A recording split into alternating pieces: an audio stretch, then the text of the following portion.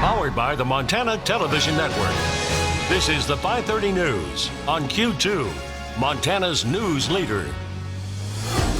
Good evening and thanks for joining us. I'm Russ Riesinger. And I'm Jeanelle Slade. Well, your early spring flowers might survive after all as Mother Nature decides to take it easy on the Magic City. We had a full day of dusting snow, but it doesn't seem to be sticking much here in Billings. But as we head to the higher elevations, we're told that is not the case. Chief forecaster Bob McGuire busy in the Weather Center today to bring us those details and what's ahead, Bob. You know, they say a picture's worth 1,000 words. Let me show you 1,000 words worth of picture. Look at that. That's Red Lodge Mountain, folks. They got about 3 inches of new snow up there. Same thing downtown. And I tell you what, that snow is still flying across much of south central Montana. We have what we call an upslope flow. You can see the blue arrow indicating the direction of the snowfall. And what's happening, that enhances snowfall development. That's why Red Lodge Mountain and the Beartooths are expected to get a lot of snow. In fact, take a look at this. We have seen a lot of the winter weather advisories been decreased or pulled back. Billings no longer in a winter weather advisory, but the Red Lodge Mountain and places like that, the 10 to 14 inches of snow is still expected in that area. So here's what's happening. That low pressure cell that continues to sling that moisture up towards Montana, that's taking a southerner route. It's actually going a little farther south into Wyoming, and as it does so, it's taking all of the snow that would have been come our way, it's taking it down into northern Wyoming, so it's just barely missing us and continues to slide out of the area. We'll have what's ahead for you. It looks pretty nice as we get closer to the weekend in a few more minutes. All right, thanks, Bob.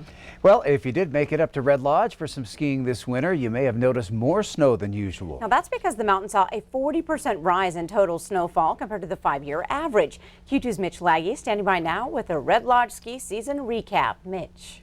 That's right, guys. The powder gods smiled upon Red Lodge this year, bringing the mountain's total snowfall to about 150 inches in the 2018-2019 season.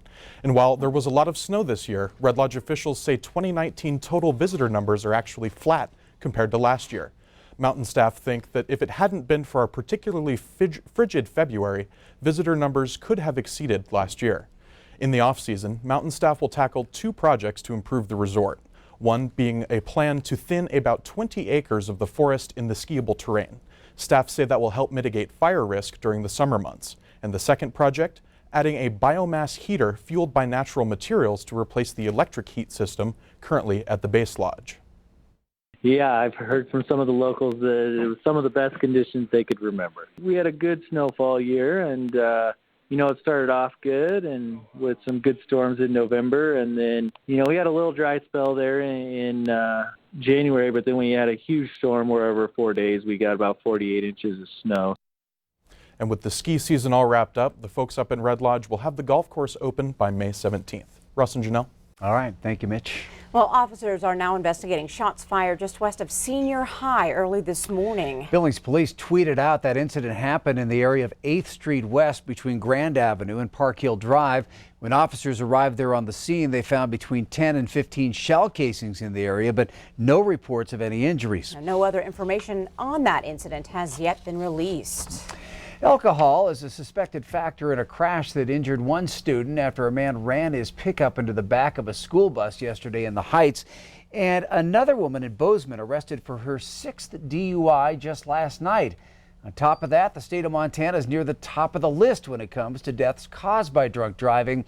In fact, the section of I-90 that runs across Montana is ranked as the most dangerous stretch of highway in the nation for DUI fatalities. MTN's Cody Boyer has more on the startling statistic. Montana is actually tied for first place in the entire nation for DUI fatalities. To Task Force Coordinator Kelly Parker-Watney, that's a stat that is both disturbing and hard to ignore. The alarm bells that go off is just a sad statistic. We have 313 alcohol licenses in Gallatin County alone.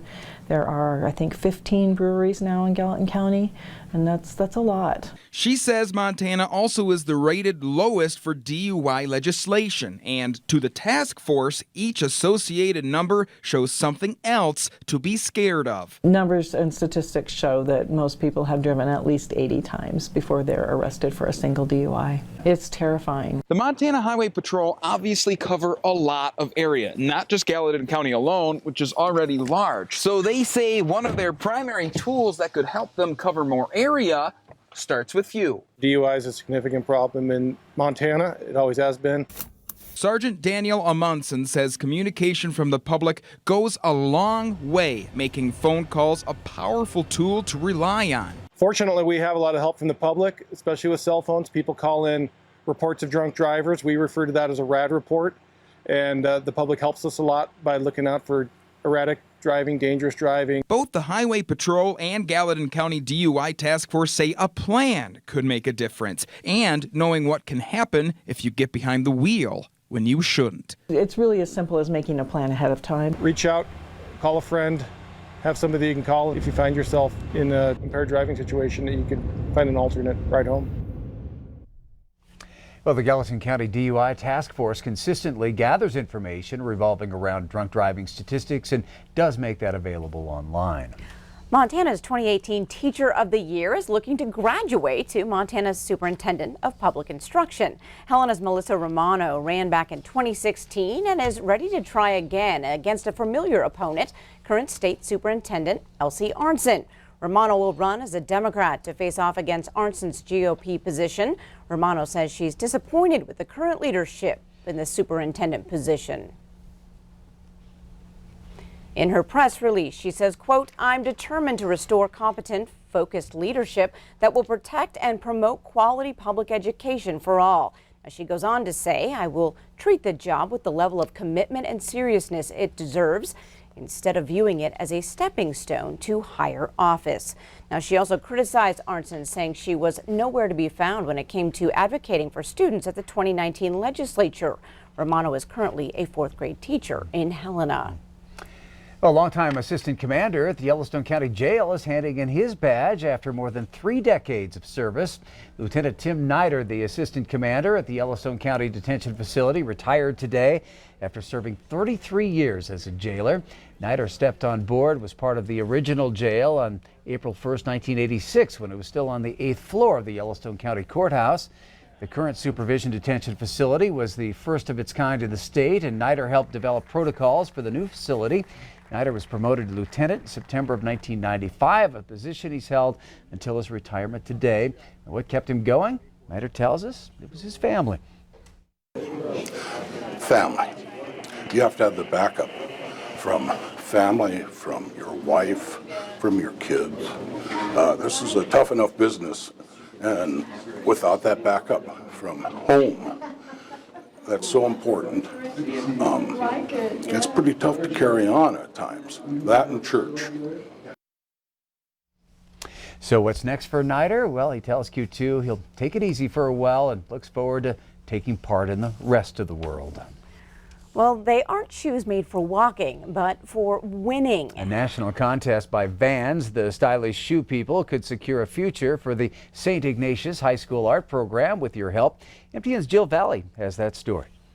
They're shoes that have soul, depicting the essence of the Mission Valley. They're hand-painted and beaded by students at St. Ignatius High School for the Vans Custom Culture Project. This year, the school made the semifinals in this national competition that's designed to inspire and empower high school students by embracing their creativity through art and shoes. So this year the team was able to come up with a great concept that really represented our valley. They worked on these every day for a long time. St. Ignatius is one of 50 schools in the nation to make the semifinals in this contest. Their designs depict the wildflowers of the Mission Valley, along with the mission and the mountains, depicting a culture that's a part of life on the Flathead Reservation. Annalicia Dumontier did the beadwork. I guess I was like the cultural advisor. The students are not all like natives, so they don't completely understand the culture. Obviously, living around here, you'll get the gist of it. It just represents us and Montana so well. The conversations that they had about how they would appropriately represent tribal culture here in a respectful way were really interesting conversations that we want students to be having. There are actually 2 pairs of shoes in this contest. That bison skull, it's actually 1 pair stuck sole to sole. That was senior Yvonne Beatty's idea. I had an idea for making them into a buffalo skull, and our class really liked that, so that's the one I chose. The local Native American culture bison is very important. The winning school gets $75,000 for their art department, some Vans swag, and a big party to celebrate.